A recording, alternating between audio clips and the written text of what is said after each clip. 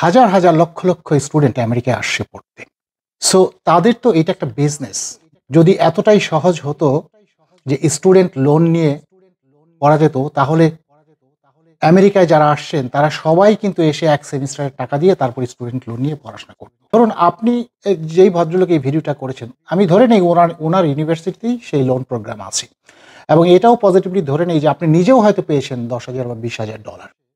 So যদি ক্রাইটেরিয়াটা এত easy হয়, তাহলে তো আমি বলবো যে বাংলাদেশের সব স্টুডেন্ট বিভিন্ন ইউনিভার্সিটিতে না যেয়ে আপনি যেখানে পড়াশোনা করছেন সেই ইউনিভার্সিটি গিয়ে যদি অ্যাডমিশন নেয়, তাহলে ফার্স্ট সেমিস্টার টিউশন ফিস দেওয়ার পর তারা একদম 10,000, 20,000, ইভেন মোর দেন $20,000 পেয়ে তারা পড়াশোনা করবে।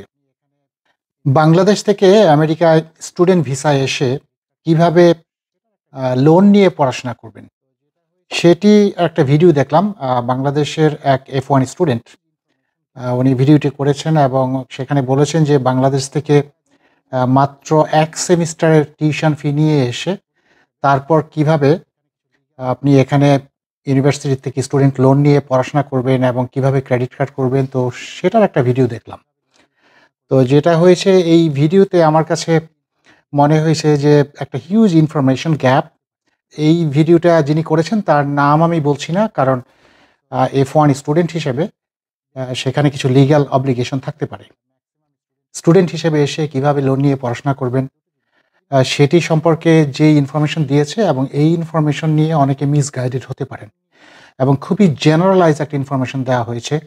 সো আমি ব্যক্তিগতভাবে যেটি মনে করি যে ম্যাক্সিমাম স্টুডেন্টের সেটি ক্লিয়ার হওয়া দরকার। তো ফার্স্ট অফ অল এখানে দুটো জিনিস, একটি জিনিস হচ্ছে যে ক্রেডিট কার্ড কীভাবে করবেন সেটি বলেছেন, এবং আরেকটি হচ্ছে যে স্টুডেন্ট লোন নিয়ে কিভাবে পড়াশোনা করবেন।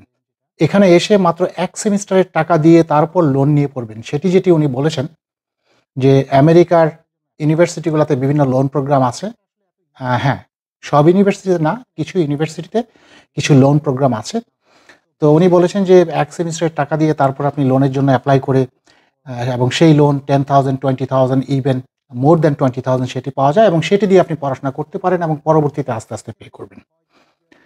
দেখেন, বাংলাদেশ থেকে যারা আমেরিকায় পড়াশোনা করতে আসে, বিশেষ করে আমি যদি গত 3 বছরের প্যান্ডামিকের পরপর ধরি, বাংলাদেশ থেকে যে সমস্ত স্টুডেন্ট আমেরিকায় আসছে তাদের আমি বলবো যে অলমোস্ট 80% এদিক ওদিক হতে পারে, এক্স্যাক্ট ইনফরমেশন আমার নাই, তারা কিন্তু সেলফ ফাইন্যান্সিংয়ে আসেন, এবং যে বাকি 20% আছে তারা কিন্তু দে আর দ্য ব্রিলিয়ান্ট স্টুডেন্ট এবং তাদের একাডেমিক রেজাল্ট ভালো। তারা কেউ কেউ 30, 40, 50 এবং কেউ কেউ 100% স্কলারশিপ নিয়ে আসেন, ফুল ফান্ডেড হয়ে আসেন।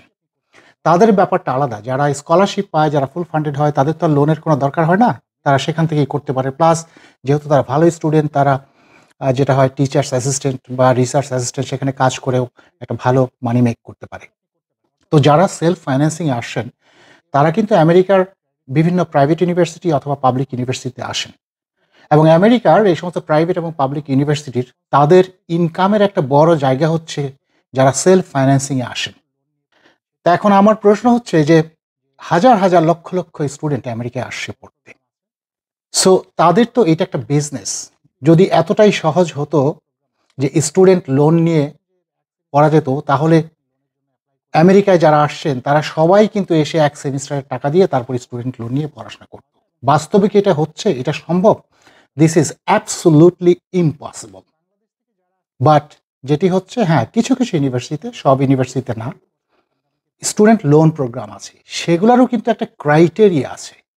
সেই ক্রাইটেরিয়া যদি মিট করেন কেউ কেউ, আমি বলবো যে ভেরি সিলেক্টিভ কিছু স্টুডেন্ট, হ্যাঁ, এরকম লোন পেয়ে থাকে। এখন দেখেন, অনেক ইউনিভার্সিটিতে আছে ইকোনমিক হার্ডশিপ প্রোগ্রাম আছে। এখন আপনি একটা ইউনিভার্সিটির স্টুডেন্ট, আপনার একাডেমিক রেজাল্টও ভালো, বাট আপনি সামহাও আপনার ফ্যামিলি প্রবলেম, আপনি কোনোভাবে টিউশন ফিস দিতে পারছেন না। সেক্ষেত্রে যদি আপনি ইউনিভার্সিটিতে অ্যাপ্লাই করেন এবং সেটা আপনাকে প্রুফ করতে হবে যে হ্যাঁ, আপনার ইকোনমিক ফাইন্যান্সিয়াল ক্রাইসিস আপনার যাচ্ছে, এবং সেটি যদি ইউনিভার্সিটি অ্যাকসেপ্ট হয়, ডেফিনেটলি সেক্ষেত্রে আপনি কিছু লোন পেতে পারেন। এটা হচ্ছে একটা জিনিস। আর এটা হচ্ছে যে স্টুডেন্ট লোন প্রোগ্রাম কিছু কিছু ইউনিভার্সিটিতে থাকতে পারে, আছে। সেটার জন্য তো একটা রিকোয়ারমেন্ট থাকে ভাই, সেই রিকোয়ারমেন্ট ইজ নট ইজি। এরকম যদি হতো যে ইউনিভার্সিটিতে যারা পড়তে যায় আমেরিকাতে তাদের সবাইকেই সেই লোন দিত, তাহলে তো সবাই সেটা পেত ভাই, তাহলে তো সেলফ ফাইন্যান্সিংয়ের ব্যাপারটাই থাকতো না। সেখানে ডেফিনিটলি আপনার এমন কিছু থাকতে হবে, এমন কিছু কোয়ালিটি থাকতে হবে, এমন একাডেমিক অ্যাচিভমেন্ট থাকতে হবে, অথবা আপনার প্রিভিয়াস রেজাল্ট এরকম থাকতে হবে। Based on that criteria you can get that loan. But it's not easy, it's very difficult. এবং এইটা আমি বলবো যে ভেরি সিলেক্টিভ স্টুডেন্টস তারা সেখানে কেউ কেউ সেই লোনটা পেয়ে থাকে। তো উনি ভিডিওটা এমনভাবে করেছেন যে আপনারা বাংলাদেশ থেকে আসবেন, এসে এক সেমিস্টারের টাকা নিয়ে আসবেন, তারপরে আপনারা এখান থেকে লোন নিয়ে এখান থেকে পড়বেন। ব্যাপারটা ভাই এত ইজি না। জেনারেলাইজ করে যারা বাংলাদেশি স্টুডেন্ট যারা এখানে পড়াশোনা করছে প্লাস যারা আসবেন, তাদের এই সমস্ত জেনারেলাইজ এবং খুব লাইট ইনফরমেশন দিয়ে যেটা হচ্ছে তারা মিসগাইডেড হচ্ছে। It's not easy. এবং আরেকটি জিনিস যেটা সিপিটির কথা বলেছেন, ডেফিনেটলি সিপিটি নিয়ে কাজ করতে পারে সিপিটি, বাট সিপিটিও ওইটা ইজি না। আমরা জানি বাংলাদেশ থেকে একটা বিরাট সংখ্যক যারা প্রচুর পড়াশোনার চাইতে অন্য দিকে তাদের কনসেন্ট্রেশন বেশি, তাদের ফোকাস বেশি। এখন বলেন যে আপনি যদি পড়াশোনাই ঠিক মতো না করেন, তাহলে সিপিটি আপনি কিভাবে পাবেন? এবং আমি প্রতিদিন প্রচুর কল পাই যে সিপিটির জন্য তারা ঘুরছে, কেউ পাচ্ছে না। এখন ব্যাপারটা হচ্ছে পাচ্ছে না, তারা সিপিটির জন্য যেই কোয়ালিটি, যেই স্কিল সেট, যেভাবে রেডি হওয়া দরকার সেভাবে তারা রেডি না। বাট যারা ডেফিনেটলি নিজেকে সেভাবে রেডি করে তারা পেতে পারে। যাই হোক, যেটা বলছিলাম যে লোন, ধরুন আপনি যেই ভদ্রলোক এই ভিডিওটা করেছেন, আমি ধরে নেই ওনার ইউনিভার্সিটিতেই সেই লোন প্রোগ্রাম আছে, এবং এটাও পজিটিভলি ধরে নেই যে আপনি নিজেও হয়তো পেয়েছেন $10,000 বা $20,000। সো যদি ক্রাইটেরিয়াটা এত ইজি হয়, তাহলে তো আমি বলবো যে বাংলাদেশের সব স্টুডেন্ট বিভিন্ন ইউনিভার্সিটিতে না যেয়ে আপনি যেখানে পড়াশোনা করছেন সেই ইউনিভার্সিটি গিয়ে যদি অ্যাডমিশন নেয়, তাহলে ফার্স্ট সেমিস্টার টিউশন ফিস দেওয়ার পর তারা একদম 10,000, 20,000, ইভেন মোর দেন $20,000 পেয়ে তারা পড়াশোনা করবে। It's not easy. হ্যাঁ, কোনো ইউনিভার্সিটি স্টুডেন্ট লোন দিয়ে থাকে এবং তারা দেখে যে স্টুডেন্ট পটেনশিয়ালিটি কীরকম। তারা যখন শিওর হয় যে এই স্টুডেন্ট তারা এতটাই ভালো যে তার একটা হিউজ পটেনশিয়ালিটি আছে আমেরিকায়, এবং পড়াশোনা শেষ করার পর সে লোন দিতে পারবে, সে এই দেশে জব পাবে, সেক্ষেত্রে অনেক ইউনিভার্সিটি দিয়ে থাকে। ইভেন অনেক ব্যাংকও সেটা দিয়ে থাকে।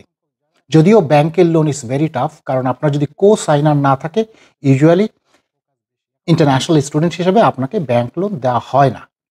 যদি আমেরিকাতে এরকম কেউ থাকে, গ্রিন কার্ড হোল্ডার অথবা সিটিজেন যারা আছেন, যদি কেউ আপনার কো সাইনার হয়, সেক্ষেত্রে আপনি ব্যাংক থেকেও লোন পেতে পারেন। সো যেটা বলছিলাম যে ইউনিভার্সিটি থেকে লোন পাওয়া, ভাই, ইটস নট ইজি। আপনি আসছেন এই দেশে সেলফ ফাইন্যান্সিংয়ে পড়তে, দিস ইজ দেয়ার বিজনেস।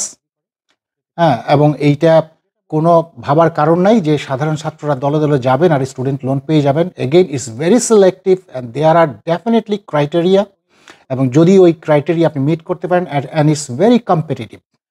দেখেন, এখানে ইন্টারন্যাশনাল স্টুডেন্ট হিসেবে আপনি হ্যাঁ, কেউ ক্রেডিট কার্ড পেতে পারেন। যেটি হয়েছে যে উনি বলেছেন যে আপনার এসএসএন থাকতে হবে। হ্যাঁ, ক্রেডিট কার্ড যদি আপনি করতে যান তাহলে আপনার এসএসএন থাকতে হবে, অথবা আইটিআইএন, যেটা individual tax payer identification number, সেটি আপনার থাকতে হবে। প্লাস আপনি যখন ক্রেডিট কার্ডের জন্য অ্যাপ্লাই করবেন, এখানে দেখেন ব্যাপারটা আসলে এত ইজি না। কারণ আপনি একজন F1 স্টুডেন্ট, আপনি এখানকার গ্রিন কার্ড হোল্ডার বা সিটিজেন না। সো ব্যাংক আপনাকে কিভাবে ট্রাস্ট করবে যে আপনি এখানে থাকবেন, আপনি তারপর এটা ক্রেডিট কার্ড থেকে যে সমস্ত আপনি স্পেন্ড করবেন সেগুলো আপনি আবার পে ব্যাক করবেন। সো সেক্ষেত্রে যেটা হয় যে ইউজুয়ালি যেটা হয় যে ব্যাংকগুলো আপনার ক্রেডিট হিস্ট্রি আপনার দেখে। সো আপনার যদি ক্রেডিট হিস্ট্রি ডেভেলপ করা না থাকে একটা ভালো, আপনি যদি সোর্স অফ ইনকাম আপনি শো করতে না পারেন, তাহলে কিন্তু আপনি ক্রেডিট কার্ড পাওয়ার সম্ভাবনা খুব একটা নাই। তবে কেউ পেলেও সেটার লিমিট হবে খুবই নামে মাত্র, খুবই অল্প লিমিট পাবেন। তো সেটি হতে পারে। তো আমি বলব যে ইটস নট ইজি। আরেকটা জিনিস হচ্ছে যে কেউ যদি মনে করেন যে আমি সিকিউরড ক্রেডিট কার্ড করব অথবা প্রিপেইড ক্রেডিট কার্ড করব, সেটি আপনি করতে পারেন। অর্থাৎ আপনার কাছে ফর এক্সাম্পল $5,000 আছে, সেই $5,000 ব্যাংকে সাবমিট করে আপনি ওই $5,000 এগেনস্টে, অর্থাৎ আপনার যে সিকিউরড আপনার ক্রেডিট কার্ড থাকবে, সেটির লিমিট থাকবে $5,000, সেটি আপনি করতে পারেন। অর্থাৎ আপনার টাকাই আপনি খরচ করছেন। তবে এভাবে আপনার ক্রেডিট হিস্ট্রি ডেফিনেটলি ডেভেলপ হবে।